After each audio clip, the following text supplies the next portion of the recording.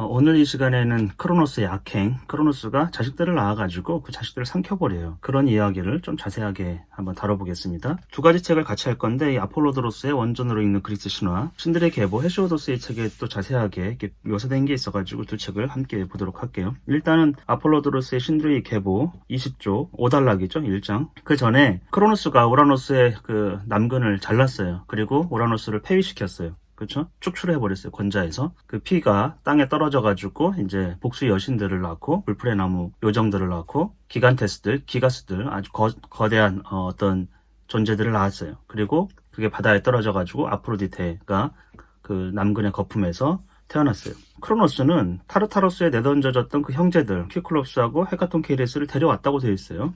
크로노스는 데려온 형제들을 묶어 다시 타르타로스에 가두고 누이인 레아와 결혼했다 이렇게 되어 있는데, 크로노스는 사실은 제우스하고 다르게 제우스는 굉장히 지혜로운 신으로 되어 있는데 크로노스는 어리석은 혐오스러운 일들을 자꾸 하는 그런 신인데, 지금 보면은 형제들을 다시 묶어가지고 타르타로스에 감금했다라는 거는 어머니 가이아의 요구, 그것을 완전히 묵살해버린 거예요. 가이아가 왜 크로노스에게 아마다스라는 낫을 주어가지고 아버지 우라노스를 거세하게 했는가? 그거는 당연히 헤카톤 케이리스하고 퀴클롭스들이 이 가이아의 깊은 곳, 타르타로스에 감금되어 있다는 그 악행을 응징하기 위해서 그랬는데, 이 지금 크로노스는 어리석게도 똑같은 짓을 지금 우라노스가 했던 것처럼 자기 형제를 묶어서 다시 타르타로스에 가두었어요. 어떻게 타르타로스에 가뒀을까? 크로노스가 그렇게 힘이 셌을까? 왜냐하면 나중에 제우스를 비롯한 그 형제들하고 또 티탄 신족들이 싸워요. 티타노마키아라고 10년 동안 전쟁을 하는데, 그때 결정적인 역할을 했던 게 헤카톤 케이레스예요. 퀴클롭스들은 제우스에게 번개와 포세이돈에게 삼지창을 만들어줬고, 그래서 그 형제들이 타르타로스에 갇혔던 그 형제들이 결정적 역할을 하고, 특히 헤카톤 케이레스는 그 이름을 부르기조차 두려울 정도의 존재였어요. 힘이 거대했고. 그런데 어떻게 크로노스가 이렇게 쉽게 묶어가지고 다시 타르타로스에 던졌을까? 상상을 좀 해봐야 되겠죠. 너무 타르타로스에 오래 갇혀있다 보니까 이 신체적인 제 기능을 발휘하지 못한다거나 시력이 제대로 보지 못한다거나 그런 약점이 있을 수도 있고, 우리가 상상하기에. 물론 여기엔 전혀 언급이 안 돼 있어요. 누이인 레아하고 결혼했어요. 레아는 자기 누나예요. 왜냐하면 크로노스가 막내이기 때문에 레아는 자기 누나하고 결혼했어요. 자식들이 태어나는 대로 모두 삼켜버렸다. 끔찍한 일이죠. 자식들에 의해 권자에서 축출될 것이라고 게와 우라노스가 예언을 했기 때문이다. 예언했던 시점이 조금 다를 수 있어요. 우라노스 같은 경우에는 남근이 거세되면서 이 자기 아들에게 그런 짓을 당했잖아요. 당연히 예언 또는 저주 같은 것을 포부었을 것 같아요. 너도 이제 똑같은 일을 당할 것이다. 네가 했던 짓, 그 죄로 인해서 너희 자식에게 똑같은 일을 당할 것이다. 이런 얘기를 충분히 했을 수 있을 것이고, 문헌상으로도 그런 기록이 있습니다. 그리고 가이아 같은 경우는 언제 했겠어요? 우라노스의 남근이 잘라질 때 그런 얘기를 했을 리가 없죠. 왜냐하면 같이 협력해가지고 그런 거사를 일으켰기 때문에. 아마 가이아는 여기서는 개라고 표현됐습니다만, 이 크로노스가 또 다른 악행을 했던 거예요. 아버지와 똑같이. 왜? 형제들을 타르타로스에 감금해버렸으니까. 또 가이아의 깊숙한 곳에 자기 자식들이 묶여버리는, 당연히 그러면 가이아는 저주를 했겠죠. 크로노스에게 저주를 했겠죠. 그래서 너도 자식들에 의해서 권자에서 축출될 것이다. 이렇게 예언을 했다고 돼 있어요. 예언이기도 하지만 거의 저주예요. 그리하여 그는 마지인 헤스티아를, 그 다음에는 데메테르와 헤라를 이어서 플루톤은 여기서 하데스를 얘기하는 거고, 플루톤이란 뜻은 부유한 자. 왜냐하면 지하세계는 그 당시에 모든 부가 지하 세계에서 나온다고 생각한 거예요. 거기에는 금이라든지 은이라든지 그다음에 청동이라든지 철이라든지 이런 것들이 그곳에서 나오잖아요. 그러니까 권력은, 부는 금속에서 나왔기 때문에 플루톤이라고도 불러요. 하데스를 얘기하는 거고, 포세이돈. 첫 번째가 헤스티아예요. 헤스티아는 화로의 시인이, 집안에 예전 아주 우리나라 조선 시대도 마찬가지고 그 이전에도 마찬가지입니다. 굉장히 중요한 건 화로 불씨를 유지하는 거예요. 그거 꺼트리면 큰일 나죠. 밥을 못 해먹고 밤에 동물로부터 나약한 인간이 지킬 수 있는 방법이 없었던 거죠. 그래서 불씨를 늘 지키는, 그래서 헤스티아는 화로의 여신이고, 데메테르는 곡물의 여신이죠. 넓게 보면 이제 대지의 여신이기도 하고, 그다음에 헤라, 그다음에 플루톤, 하데스하고 포세이돈을 차례대로 삼켰어요. 낳는 즉시 삼켰기 때문에 이것이 이제 형제의 서열이라고 보시면 되겠어요. 태어난 순서예요. 헤시오도스의 신들의 계보를 좀 살펴볼게요. 66조 453행이 되겠어요. 레아는 크로노스에게 눌려 영광스러운 자식들을 낳으니 헤스티아, 데메테르, 황금샌들이 헤라, 지하 집에 사는 무자비한 마음이 강력한 하데스, 굉음을 울리며 대지를 흔드느니 포세이돈이죠. 그분의 천둥 아래 넓은 대지가 떠는 인간들과 신들의 아버지, 지략이 뛰어나신 제우스가 그들이다. 이제 레아하고 크로노스 사이에서 낳은 올림포스 신들 6이에요. 여신 셋, 남신 셋이에요. 근데 여기서 이제 레아는 크로노스에게 눌려 이렇게 되어 있다고 했는데 눌렸다라는 건 압도되었다라는 거예요. 이게 진압되고 그러니까 힘으로 인해 가지고 폭력에 의해서 자식들을 낳은 거예요. 왜냐하면 레아는 당연히 크로노스가 자식을 낳는 족족 잡아먹었기 때문에 자기 남편 크로노스하고 관계를 원활하게 당연히 갖지 않았을 거예요. 그러니까 폭력에 의해서 이제 관계가 이루어졌다 이렇게 보면 될 것 같고, 그게 이제 눌렸다 이렇게 표현됐어요. 레아가 눌려가지고 자식들을 낳았어요. 여기 보면은 뭐 수식어가 있어요. 헤라 앞에는 황금 샌들이 헤라 이렇게 되어 있는데, 황금 샌들은 누가 신습니까? 왕족, 그렇죠? 일을 안 하는 사람이 황금 샌들을 신겠죠. 황금은 왕의 신분을 상징하는 그런 것이었으니까 헤라를 왕비와 같은 존재로 이렇게 수식을 했고, 그 다음에 하데스를 무자비한 마음. 하데스는 자비가 없어요. 사람이 죄 없이 죽는 그런 것들을 보면 마음이 약해지죠. 그래서 자비가 있는 신이라고 하면 아무 죄도 없이 억울하게 죽는 죽음, 그것을 허용할 리가 없죠. 근데 이제 하데스는 죽음으로 이끄는 거예요. 아무 잘못도 없이 죽는 것도 그냥 가차없이 죽음으로 이끄는. 그래서 하데스의 특징은 자비가 없다라는 거예요. 자비가 있는 신이면 죽음을 다스리거나 죽은 자를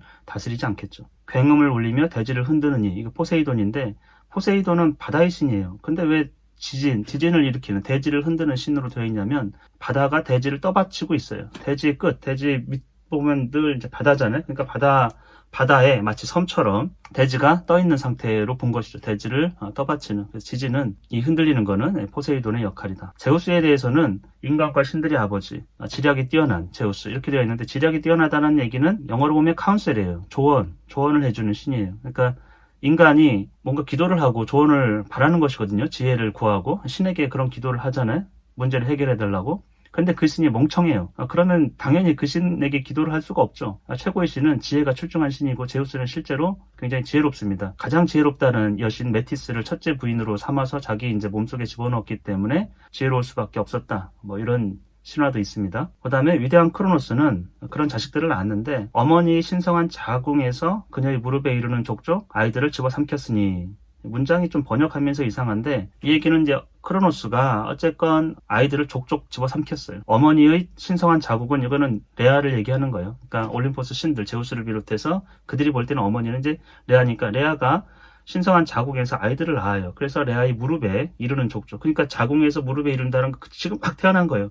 자궁에서 나온 아이들을 받았죠. 그러면 어머니 무릎에 지나가겠죠. 근데 무릎에 이르는 족족 자기가 받아가지고 크로노스가 집어삼킨 거예요. 그러니까 아이들을 낳자마자 피덩이 같은 그 아이들을 집어삼켰어요. 그러면 그 어머니는 어땠을까, 심정이. 우리가 좀 상상해보면, 산고를 거쳐가지고, 신들이지만 사실 임신을 했고 그 산고를 거쳐가지고 아이를 낳아요. 인간과 똑같이. 거의 이제 이쯤 되면 신이 거의 인간과 비슷하다, 의인화된 신이라고 하는데, 남편이 집어먹고 있어요. 끔찍한 장면이죠. 왜 그런가 하니, 우라노스의 자손들 가운데 자기 말고 다른 자는 누구도 불사신들 사이에서 왕의 명예를 누리지 못하게 하려는 것이다. 그러니까 왕의 명예를 영원히 누리고 싶은 크로노스. 예언이 있었죠. 우라노스하고 가이아 사이에서 너도 똑같은 일을 당할 것이다. 왜냐하면 크로노스는 2번에 걸쳐가지고 아주 큰 죄악을 저질렀어요. 첫 번째는 아버지 남근을 자른 것이고, 두 번째는 자기 형제들을 타르타로스에 감금시킨 거예요. 그럼으로써 부모하고 완전히 단절된 어떤 이제 존재가 되어버렸고, 자기 왕권을 끝까지 유지하고 싶은 것이죠. 그런 이면에는 두려움이 존재하는 거예요. 예언에 대한 두려움, 자식에 대한 두려움, 그리고 자기 악행에 대한 그 징계에 대한 두려움. 그도 그럴 것이, 그는 비록 강력했지만 위대한 제우스의 계략으로 자신이 제 자식들에게 제압될 운명이라는 것을 가이아와 별만은 우라노스한테 들어서 알고 있었기 때문이다. 아까 얘기했던 거죠. 여기서 이제 제압되다라고 되어 있는데, 제우스에 의해서 제압되다. 이 제압되다라는 게 사실 레아가 크로노스에게 눌려 자식들을 낳았다. 이 표현, 눌리다라는 거하고 제압되다는 게 똑같아요. 그러니까 크로노스는 자기 부인을 억압을 했고, 자기 자식인 제우스에게 또 제압될 운명이었던 거예요. 그래서 그는 눈먼 파수를 보는 것이 아니라 지켜보고 있다가 자기 자식들을 집어삼켰다. 두려워서, 자식에게 제압될 운명이기 때문에 그 두려워서 해산하는 자기 부인 그 무릎 앞에 앉아가지고 집어삼킨 거예요. 나오는 족족. 레아는 참을 수 없는 고통을 느꼈다. 레아가 이제 참을 수 없는 고통이라고 번역했는데, 이거는 이제 잊을 수 없는 일, forgotten, 기억에서 잊을 수 없는 그런 고통이에요. 어떤 부모도 마찬가지입니다만, 자기 눈앞에서 자식을 잃어버리든 죽든 그런 거는 잊을 수가 없죠. 평생의 기억에서 지워질 수 없는 그 고통이에요. 그 고통을 어머니 레아가 느꼈어요. 그러나 레아는 신들과 인간들의 아버지 제우스를 낳게 되었을 때 이제 제우스를 임신한 거예요. 이것도 사실 원치 않는 임신이었을 거예요. 눌려가지고 사랑하는 부모님인 가이아와 별 많은 우라노스에게 간청했다 이렇게 돼 있어요. 기도를 한 거예요. 레아가 너무 이제 끔찍한 일을 너무 많이 당했고 아이를 임신했을 때 사랑하는 부모님이라고 되어 있기 때문에 레아는 지금 가이아와 우라노스 부모하고는 사이가 좋은 거예요. 우라노스가 헤카톤 케이리스하고 키클롭스들에게는 타르타로스에 감금하는 그 좋지 못한 일을 저질렀지만 티탄 신족들에게는 나쁘게 한 적이 별로 없는 것 같아요. 다만 크로노스는 처음부터 아버지를 싫어했어요. 왜 그랬는지 이유는 모르겠지만 어쨌건 레아는 부모에게 기도를 했습니다. 사랑하는 부모에게. 몰래 아이를 낳게 해달라고. 그리고 자기 아버지 원수를 갚아줄 복수 여신, 음모를 꾸미는 위대한 크로노스가 집어삼킨 아이들이 원수를 갚아줄 복수 여신. 복수 여신들이 나오는데 이 복수 여신들은 우라노스의 그 남근이 잘리면서 그 피에서 피가 땅에 떨어져서 나온 거예요. 그러니까 근친 간에, 부모 자식 간에, 아주 가까운 친족 간에 이런 벌어지는 살인이라든지 범죄에 대해서 이 복수 여신들이 반드시 따라다니면서 응징을 해요. 그러니까 여기 복수 여신들을 부르는 거는 당연하죠. 왜냐하면 복수 여신들은 누구의 자식입니까? 우라노스와 가이아예요. 그리고 누구에 의해서 피가 떨어졌죠? 크로노스. 그래서 크로노스에게 자식이 부모에게 해서는 안 될 일을 했기 때문에 복수 여신들을 이제 부르고 있는 것이죠. 아들을 집어삼키는 아버지도 당연히 복수 여신들이 응징해야 돼요. 그 친족 간의 끔찍한 일이에요. 그래서 그 진빚을 갚게 해달라고 계략을 생각해내게 해달라고 이렇게 빌고 있어요. 우라노스와 가이아는 귀담아 듣고서 사랑하는 딸의 부탁을 들어주었고 여기도 우라노스와 가이아는 레아를 사랑하는 딸이라고 표현했어요. 또 레아는 자기 부모를 사랑하는 부모님이라고 표현했어요. 그러니까 서로 관계가 좋은 것이고 다만 크로노스에 의해 가지고 크로노스는 우라노스하고도 관계가 끊어지고 가이아하고도 관계가 끊어졌어요. 근데 그런 남편 때문에 레아는 그 전에 두려워서 아마도 부모님을 찾지 못했을 수도 있어요. 그래서 결국에 하다 못해가지고 막내를 임신했을 때 이제 부모님을 찾은 것이겠죠. 우라노스와 가이아는 그 부탁을 들어주고 크로노스 왕과 마음이 억센 그들의 아들에게 일어나게 될 모든 일들을 그녀에게 알려주었다. 크로노스에게 어떤 일이 일어날지 그리고 그 아들들 올림포스 신들이죠. 제우스를 비롯해서 어떤 일이 일어날지 미리 알려주었어요. 만약에 알려주지 않았으면 레아는 크로노스를 배반해가지고 제우스를 숨겨서 낳는 이런 것을 두려워서 못했을 거예요. 근데 어떤 일이 장차 일어날지를 이미 알고 있었기 때문에 레아는 용기를 냈고 자기 지혜와 부모님의 조언의 도움을 얻어가지고 거사를 실행하게 됩니다. 그리고 그들은 그녀더러 막내둥이인 위대한 제우스를 낳을 때가 되면 릭토스로 가. 릭토스는 크레테의 도시예요. 기름진 크레테 땅으로 가라고 했다. 이렇게 되어 있어요. 여기 보면 꼭 제우스 앞에 수식어가 굉장히 많이 붙어요. 위대한 제우스. 제우스는 지금 태어나지도 않았거든요. 근데 이미 위대한 제우스. 제우스 앞에 늘 위대한 신들과 인간들의 아버지 이런 표현들이 많이 나오는데 지혜로운 당연해요. 최고의 신에 대해서는 수식어가 늘 붙어요. 이거 교회 다니는 사람이나 성당 다니는 사람은 알 거예요. 그냥 예수님 예를 들면 하나님 이런 얘기를 안 해요. 위대하신 또 창조자 하나님 신실하신 약속을 지키시는 그 하나님 이런 식으로 늘 수식어를 붙이죠. 마찬가지예요. 옛날 사람도 감히 제우스 이름을 막 부르는 기보다는 뭔가의 앞에 이제 위대한 제우스처럼 수식어를 붙이고 있어요. 그래서 아직 태어나지도 않은 제우스더러 이제 위대한 제우스 이렇게 얘기하고 있는 거고 그리고 계속 높임말을 번역할 때 높임말을 썼어요. 이거는 천배인 교수님이 번역을 잘했다고 저는 보고 있어요. 크레테로 가라고 했는데 강력한 가이아는 넓은 크레테에서 양육하고 돌보기 위해 그녀에게 그분을 받았다 이렇게 되어 있어요. 그분이라고 되어 있죠. 제우스를 높여주고 있어요. 아직 어린아이인데 지금 이 표현은 가이아가 제우스를 받았다. 그분을 크레테에서 받았으니까 크레테 땅에서 지금 제우스가 막 태어난 것이에요. 그곳으로 레아는 그분을 안고 재빠른 밤의 어둠을 헤치고 나아갔고 릭토스에 닿았을 때까지 쉬지 않았다 이렇게 되어 있어요. 근데 레아는 어둠을 헤치고 재빠르게 나아갔어요. 아이를 안고서. 그리고 릭토스까지 쉬지 않고 갔어요. 그러니까 결국엔 릭토스에서 나은 건 아니에요. 릭토스 전 어디 크레타 어딘가에서 나와가지고 그 아이를 밤을 헤치고 지금 데리고 간 거예요. 쉬지 않고. 우리가 이제 레아의 입장이 되어서 보면 엄청 공포스러운 상황이에요. 어쨌건 이를 감행했어요. 크로노스에게 거짓말을 했을 거예요. 아직 산고가 안 왔다. 아이가 나을 때가 안 됐다고 얘기했든지 아니면 어디 좀 잠깐 갔다 온다고 얘기했든지 그래서 크로노스를 잠깐 속이고 해산하러 간 것이죠. 배에서는 아이가 나오려고 고통쳤을 것이고 혼자서 지금 이 일을 감당하고 있는 거예요. 아이를 낳았어요. 두려워요. 크로노스가 알까봐. 그래서 그 아이를 안고서 그 밤을 헤치고서 밤새 여기도 보면 쉬지 않고 재빠르게 어둠을 헤치고 이런 표현들을 보시면 여러분이 영화를 찍는다 상상해 보세요. 굉장히 긴박한 상황이에요. 두렵고 긴박하고. 그러나 그 어머니는 한 가지 아이를 지켜야겠다는 생각을 하고 있는 거예요. 그리고 레아는 그분을 손에 들고 가파른 동굴에 신성한 대지 깊숙한 곳에 숲이 우거진 아이가이온 산에 숨겼다 됐는데 아이가이온 산이 어딘지는 모르겠습니다. 통상은 우리가 이제 이대산이라고 그래요. 크레테 섬에도 이대산이 있어요. 트로이 근방에도 이대산이 있지만 전혀 다른 산이에요. 레아가 제우스를 들고 간 곳은 표현만 보면 가파른 동굴, 깊숙한 곳, 숲이 우거진 곳, 아무도 들어가지 않는, 아무도 살펴볼 수 없는 아주 어둡고 컴컴하고 깊은 곳에 아이를 숨겼어요. 그리고 나서 그녀는 큰 돌덩이 하나를 포대기에 싸서 강력한 주인이자 옛 신들이 왕인 우라노스의 아들에게 주었다. 이를 꾸미고 있어요. 제우스를 몰래 숨겼어요. 그리고 큰 돌덩어리를 포대기에 싸가지고 크로노스에게 줄 것이에요. 절정이에요. 이야기의 절정. 긴장감이 고조되죠. 레아 입장에서는. 과연 내가 이렇게 속였는데 크로노스가 속아 넘어갈 것인지 아니면 알아챌 것인지. 크로노스가 만약 알아챌 수 있을 거예요. 왜냐하면 이 전까지 5명의 자식들은 자궁에서 나오자마자 잡아먹었고 그 해산의 현장을 지키고 있었던 크로노스예요. 근데 지금은 레아가 어서 아이를 낳아가지고 가져온 거거든요. 포대기를. 그럼 의심할 수 있지 않을까요? 왜 나한테 얘기 안 했어? 애 낳을 때 내가 반드시 있어야 되는데 그래야 내가 영원히 우주를 지배할 수 있는데 의심할 수 있을 상황이 없겠죠. 레아는 가슴이 조마조마했을 것이고 막 심장이 밖으로 튀어나올 그런 위기였을 거예요.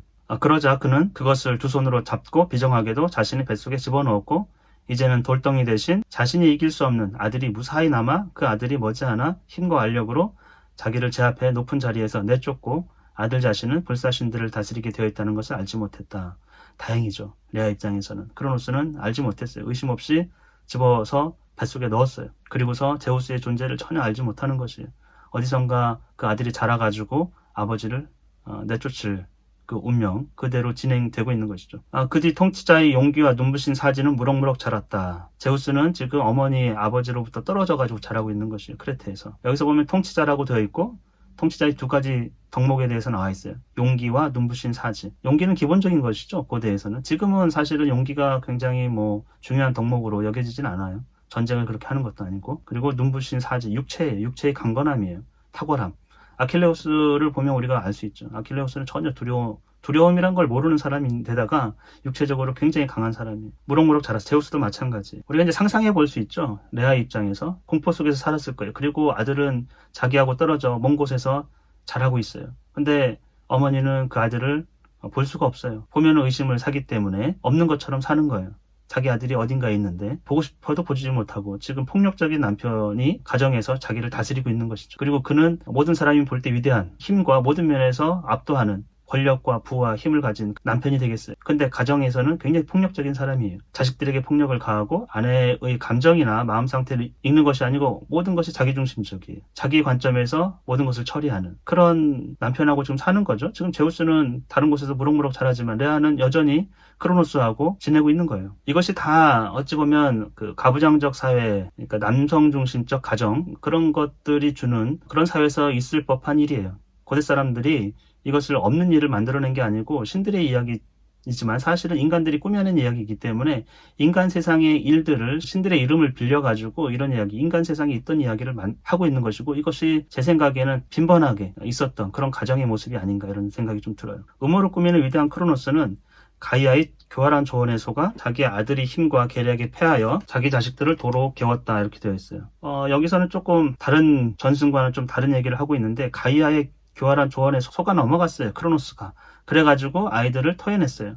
그러면 가이아가 어떤 조언을 했을까? 다른 이야기에 따르면 제우스가 자라가지고 크로노스 앞에 왔어요. 그리고 메티스 여신, 오케아노스의 딸이 가장 지혜롭다는 그 여신이 어떻게 해야 될지를 알려주었어요. 그래서 구토제를 만들어주고 그래서 그것을 제우스가 메티스의 도움을 얻어가지고 약을 먹이고 크로노스는 그 약을 먹고 자식들을 토해내는 그런 이야기도 전해집니다만 여기 헤시오도스는 가이아가 속였다고 되어 있어요. 그러니까 조언을 해준 건데 크로노스는 그걸 좋게 받아들였다가 이제 자식들을 토해낸 것이죠. 우리 상상해보면 아마도 가이아는 이것을 먹으면 구토제 같은 거 뭔가 약물이나 좋은 걸 줬겠죠. 이것을 먹으면 너한테 이제 좋을 것이다. 그리고 예언을 했었어요. 이미 가이아는 너가 자식에게 쫓겨날 것이라고. 근데 그 예언을 무효로 할 수 있는 약이다. 이런 식으로 하지 않았을까? 그래서 영원히 너의 지배가 유지될 것이다. 이걸 먹으면 그래서 이것을 이제 속아가지고 먹지 않았을까? 이런 생각이 좀 들어요. 또는 불임을 하는 이거 먹으면 이제 자식을 낳지 않으니까 걱정 없어. 이런 식의 어떤 약이었을 수도 있고 어쨌건 크로노스는 그걸 좋게 여겨서 했다가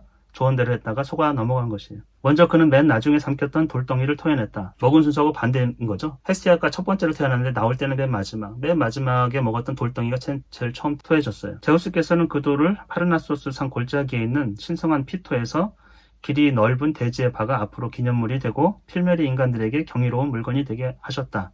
이렇게 되어 있는데 그 돌, 제우스 대신에 레아가 주어가지고 크로노스가 먹었던 그 돌, 제우스의 역할을 해준 것이죠. 아기 제우스 역할. 그 돌이 이제 제우스에 의해 가지고 명예를 얻게 된 것인데 그것을 우리가 이제 온파로스라고 그래요. 배꼽이라는 뜻인데 세계의 중심 어디냐면 델포이였어요. 사람들 여기 이제 피토라고 되는데 피토라는 이름은 이제 피톤, 델포이를 지키고 있던 그 사제, 거대한 뱀이었어요. 가이아의 사제. 피톤을 아폴론이 죽이죠 나중에. 그래서 그 지명이 거대한 뱀 피톤에서 와가지고 피토라고 한 거예요. 거기는 이제 후에 아폴론 이후에는 델포이라고 부르고 있습니다.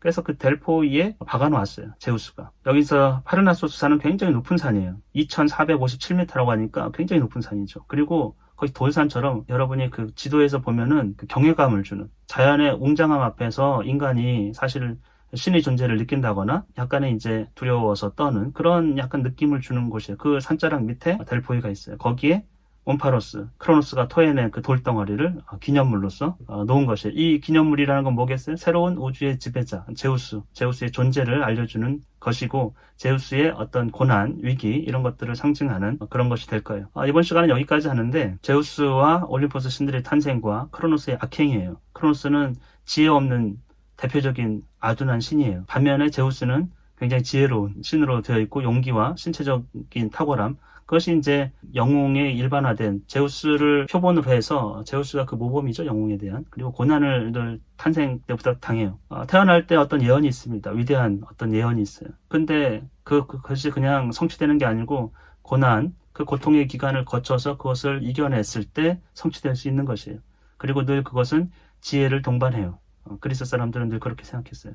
위대한 사람이 되려면 당연히 그래야 되고 여기서 우리는 책을 읽을 때 감수성이 예민한 사람처럼 등장인물의 한 인물이 되어가지고 느껴봐야 돼요. 그 감정을, 세세한 미세한 그 감정을. 이 부분에서는 레아가 우리에게 어떤 슬픔 또는 지혜 이런 것들을 주죠. 여러분이 만약에 폭력적인 남편, 처음에는 좋았어요. 돈도 많고 세상 사람들이 보기에 우러르고 지배자와 같은 그런데 살다 보니까 이 사람이 굉장히 폭력적이에요. 아이들에게도 폭력적이고 부인의 말은 무시하고 오직 자기의 권위와 체면 그것이 손상되지 않을까 그것이 유지되는 거에만 관심을 갖는 아이들이 위기에 처했어요. 그 어린 아이를 다른 데 맡겨야 되는 그런 상황인 것이죠. 지혜를 발휘했어요. 레아는. 그리고 도움을 요청했어요. 그런 얘기들이 굉장히 많은 가부장적 사회에서 이런 상황이 있기 때문에 그리스 신화에도 비극에도 보면은 남편을 독살하거나 살인하거나 그런 여인들이 많이 나와요. 근데 한편으로 이해할 수가 있어요. 폭력적인 남편이었거든요. 대체로는. 그리고 부인, 여성의 어떤 요구에 대해서 아주 묵살해버리는 그런 환경이었어요. 그리고 자식을 지키고자 그런 일들도 일어났고 어떤 경우에는 자식을 살해하는 그런 매정한 어머니 모습도 많이 나오는데 그 맥락을 자세히 보면은 그런 사회였던 거예요. 사실은. 여성의 역할과 지위 그것을 끊어버리는 그 여성은 마녀처럼 묘사되고 있습니다. 만약에 여러분이 크로노스였다면 크로노스와 같은 딜레마에 빠지는 경우는 이 그리스 비극이나 그리스 이야기에 보면 많이 있어요. 대표적인 게 프리아모스 왕이에요. 자기 자식이 태어나면 그 자식이 도시를 완전 불바다로 만들 거라는 그런 예언이 있었어요. 그런 꿈도 있었고 어떻게 하겠습니까? 아이가 나왔어요.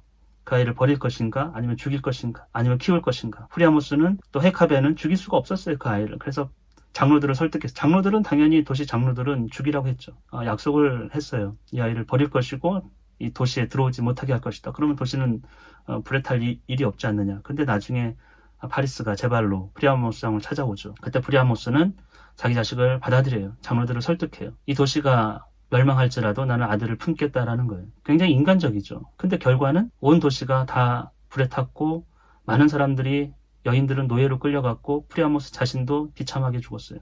그리고 파리스도 당연히 죽었고 파리스 하나만 그 아들 하나만 제거했으면 그 사적인 어떤 감정을 억제했으면 많은 사람들이 당하는 불행은 없었을 텐데 이렇게 생각할 수도 있겠죠. 그것이 이제 정의 문제하고 연결이 되어 있던 것이고 그래서 여기도 크로노스가 아들에 대한 그런 좋지 못한 예언 그것이 있었어요. 자기 자식이 자기를 쫓아낼 것이라는. 여러분 같으면 어떻게 하겠습니까? 내 자식이 나를 쫓아내요. 나에게 반역을 해요. 어떤 경우에는 아버지를 죽여요. 그리스 비극을 보면은 아버지를 죽일 뿐만 아니고 어머니하고 결혼하는 그런 이제 폐륜적인 그런 행위를 하는 아들이 태어날 것이라고 하면 어떻게 할까요? 그런 딜레마에 빠지는 것이죠. 어떤 게 옳다 그르다를 떠나가지고 물론 지금 현대적인 관점에서 보면 운명이라는 게 정해져 있지 않기 때문에 그런 운명을 믿고서 아들을 죽인다, 자식을 죽인다라는 건 있을 수가 없죠. 근데 옛날 사람들은 신의 음성이라든지 그러면 반드시 그게 이루어진다고 생각했기 때문에 그 가치관에서는 자식을 죽일 수는 없으니까 부모 입장에서 버리는 것이 대부분 이제 버리는 것으로 나오고 결국에는 운명대로 아버지를 죽이고 도시는 불타고 이런 얘기들이 전해지고 있죠. 반면에 아가멤논 같은 경우에는 어떻게 했습니까? 이피게네이아 자기 큰딸을 제물로 바쳤어요. 산 제물로. 바람이 불지 않아서 항해를 할 수 없으니까 전쟁을 일으킬 수 없으니까 대의에 의해서 자기 딸을 죽인 거죠. 그런데 결과는 아가멤논도 끔찍한 죽음을 당해요. 그리스인들은 트로이를 점령했죠. 전쟁에 승리했어요. 그러나 미케네 문명은 트로이 전쟁 끝나고 나서 멸망해 버렸어요. 잠시의 영광스러운 승리가 있었던 것 같은데 개인적으로도 국가적으로도 큰 재앙이 닥친 것이죠. 사실 이런 선택을 하든 저런 선택을 하든 그리스 이야기를 보면은 그것이 굉장히 중요한 것 같지는 않아요. 근데 논쟁거리는 될 수 있고 여러분들도 이런 이제 작품을 통해 가지고 단순히 정보를 흡수하는 게 중요한 게 아니에요. 더 중요한 거는 상상력을 발휘해 가지고 내가 나였으면 그 상황에서 어떻게 행동했을 것인가, 그리고 그것이 합당한 것인가, 그리고 거기 그러한 선택에서 주어지는 많은 논점들이 있죠. 그것이 합리성을 갖고 있는 것인가, 그런 것들을 자꾸 생각해 볼 수 있는 여지가 있고 고전을 읽고 생각하고 해보는 것들이 좋아요. 오늘은 우라노스나 가이아 입장이 되어보기도 하고 크로노스의 입장이 되어보기도 하고 레아의 입장이 되어보기도 하고 버려진 제우스는 어리둥절했을 거예요. 고아로 산속에서 지금 버려져 있기 때문에 부모를 원망했을 수도 있겠지만 보이지 않는 곳에서 어머니 레아는 그 아들을 계속 걱정했겠죠. 그런 각자의 입장을 한번 생각해 보세요. 위대한 사람이라는 거는 엄청 위대한 걸 하라는 게 아니고 여러분이 잘하는 것을 잘 표현하는 거예요. 그건 첫 번째는 상상력이 굉장히 좋아야 돼요. 기존에 있던 그대로 것을 뭔가를 한다기보다는 없던 것을 새로 만들거나 창조하는 것이잖아요. 그건 상상력이 바탕이 돼야 되고 그리고 표현을 하면 돼요. 그 상상력을 문장으로 표현하든지 음악으로 표현하든지 어떤 그림이나 어떤 물건으로 표현하든지 이 작품을 읽고 상상하고 생각하고 한번 해보는 그런 시간이 되기를 바라겠습니다. 오늘 여기까지 하겠습니다.